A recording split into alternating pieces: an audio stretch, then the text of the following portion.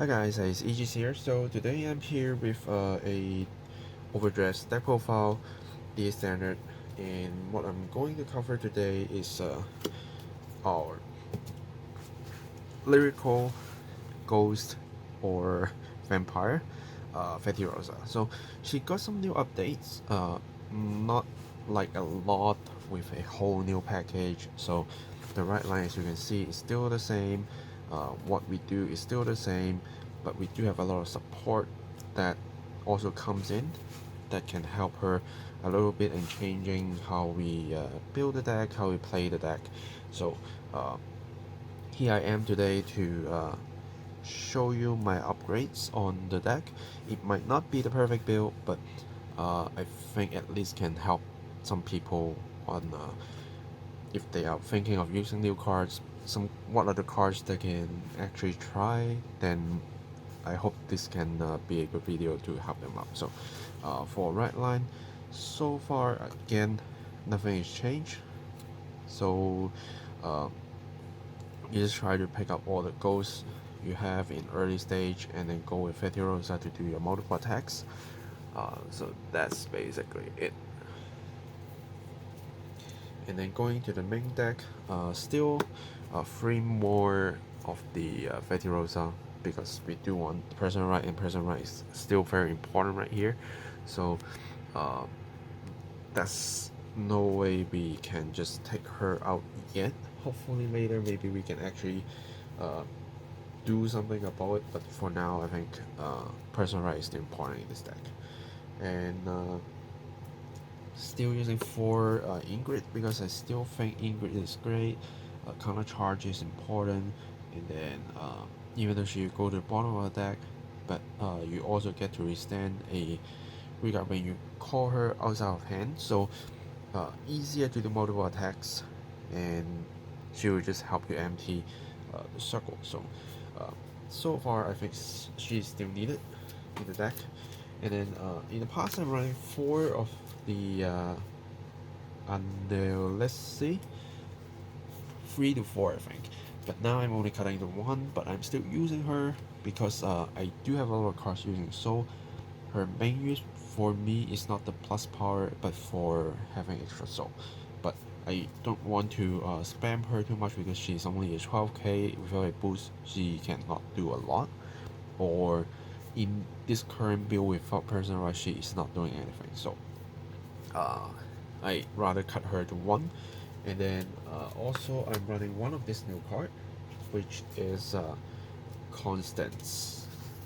So her skill is, if she is appearing to real circle outside of your hand, you can soul blast 1 and plus 10k. So she can help you adjust the power, because a lot of times when we playing Feltyroza, one of the main thing is we call something out, but then they don't have extra power. So if your opponents get defensive, you just stays there, do nothing. And like in the past, we also get like her is like 12k, so even if we plus 10k we still can't reach. But now she's here to help you out if you need a little bit power adjustment, but most of the time she will be useless in your hand. So I'm only putting 1 there. If I pour her out, great. If I don't pour her out, that's fine, but the 10k will help. And then introducing a new card, which is Diet Linde. So she's the new triple rare from the set, and the support, the highest rarity support that we can get from the set. For her skill is when this unit appears on a regular circle, doesn't say you have to be outside of hand though, and say if your Vanguard is the grade 3 Feltyroza, then you can soul blast 1. So again, using a lot of souls, you can pick one of your ghost normal unit that is not that Linde herself, going to empty Riga circle. So she helps you to build up the board. There are units that you might use them for guarding, or they just get retired or something. You at least have a chance to get them back, or maybe you just ditch them because you need to use your right deck. So her being here actually helping you a lot for rebuilding your board, and picking out some units that you really need. And because we also soul blast our units from soul, like her, that she will go into the soul, so you can at least get a chance to use her again. And then her second skill is also a regard skill. When this unit attack battle ends, put it at the bottom of the deck, and you have to do it. So do be careful. You swing with her, she'll be gone. But because we have more and more cards that go into the bottom of the deck, maybe it actually helps us to recycle the deck a lot faster. But then also note that one of the weaknesses of this deck is you put a lot of good units to the bottom of the deck, and once you run out of trigger and you see them again, which means you don't have anything left except your attackers or supporters, whatever you want to call it. But that's basically it, so do be careful about that. And then for the Leonor, because she is still a very good power adjustment in my opinion, even though she costs you 2 soul blasts, which is still very a lot. But if you really want to, you can actually like cut 2 of her and then increase some of these. That is also fine too, but I like her shield value to be here, and I don't use her skill that often unless I really need to, because she will go to the top of my deck, which means I need to use her to attack first and then use my Feltyroza to call it back. If not, that means I'm locking a non-trigger card on top of my deck, which also happens in the past before the upgrade. So that is something that you do need to be very careful about. She's a good attacker, but the cost is high, and even if you can reuse her, you probably won't have 4 souls in total to do that 2 times, and she will still keep staying at the top of the deck, so I'd rather not doing that. Right. And then another new card, which is for Irenes. So Irenes is a double rare we get as a support in the deck, and her skill is when this unit boosting a normal unit goes regard during the battle, this unit will get 2k plus, so she can be a 10k boost. And after the battle ends, you can choose to put that regard to the bottom of the deck. Now, we do have a lot of units that can go back to the deck, so that you can empty your circle for you to actually use Feltyroza's skill, because she needs to call to empty front row circle, regard circles. But if you just normal call this card, or even use a superior call this card, you can't actually get her to go away, right? This can go away, this can go away, this can put in a soul and plus power. This sometimes you might want to actually save your soul, and it's not the good moment to use the 15k yet. So at least you can use her skill to boost this, just not using this. Like this, you didn't use the skill. This maybe you use the skill, depends, and then you just send them to the bottom of the deck. Open an empty circle to increase your chances to do your multiple attacks. If not, you're always stuck without doing 5 attacks per turn. Sometimes it's just not good, because you need to keep tempo going, you need to keep the momentum going. Just keep hitting your opponents with multiple attacks in order to dry them out, and this card actually helps you a lot by doing that. And then next, I have 2 of the Patina.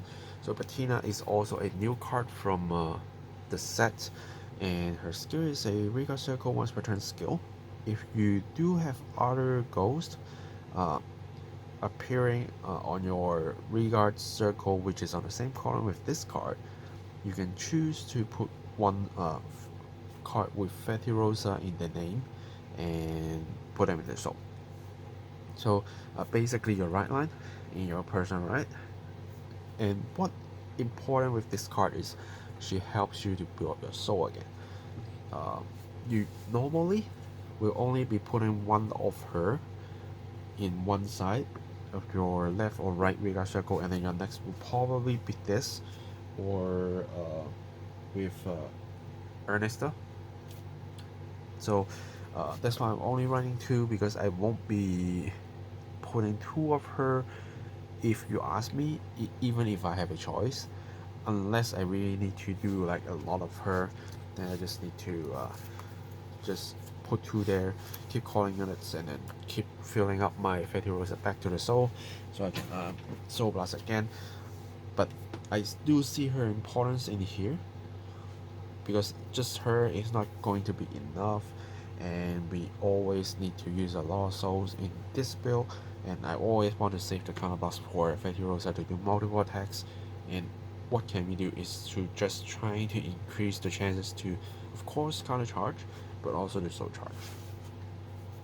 And then as I just showed, 3 of the Earnester to do some resist while doing multiple attacks, so giving you options to put what you want to boost.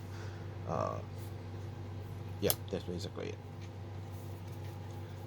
And then 4 PGs, just because they're PGs, and we can quickly go into triggers. For triggers, still the lyrical over triggers, because as long as you get the extra additional effects, this deck will be so scary, because every single attack will be at least plus 10 to 20k, and that's just scary. And with this deck, with this over trigger, they just work so well. And then 4 crits, just normal crits, and then 4 of the soul in crit, because we do want a lot of souls, 3 of the 10k draws, because they are good protections and heavy draw pieces, and then 4 heals. So the trigger lineup is basically the same as before, but I have upgraded the draw and the crit to something more useful, since we do have the support. But basically that's it. So you can basically see from this content, not a lot of changes. These are new, these are new, this is new, and that's basically it. We do have other cards that, like, when they get called to Radar Circle, then they get to have other skill, but I personally don't like those cards that much, because their effects is basically a one-off, and unless I use like her to keep sending cards back to the bottom of the deck, and who knows whenever I will going to see them again. We still don't have a shuffle card, I think. If someone do know a shuffle card, feel free to let me know. I do want to try it out, because if I keep putting cards to the bottom of the deck, I always want to shuffle it. And in the past, because we only sending these 4 back to the bottom of the deck, and we basically never see them again, basically. But at least now we have these, and then we have these to help. So and also we have these, so we can at least keep pushing the stack back up, and hopefully we can beat them again. But so far I don't think once they go to the bottom you will see them again, unless we get a shuffle.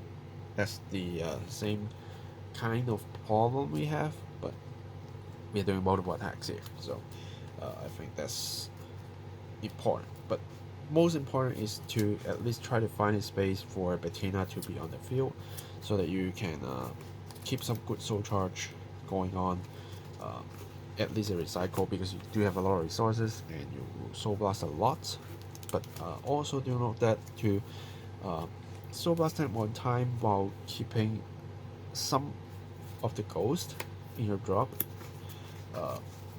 so that she can pick them up, and I think you will be good to go with the list. Yeah, so that's basically what I need to tell. As usual, always feel free to let me know any questions, or even any kind of suggestions you have, because I'm always like open to discussion on what other cards might be helpful, might be attractive to be included in the deck. But this is my take, and feel free to give it a try, and let me know your thoughts after trying it out, and we can discuss further. And hopefully, if you are like suddenly have interest to join Lyrical and you want to play multiple attacks, then this is one. And then we also, of course, the 2 new right line that we have.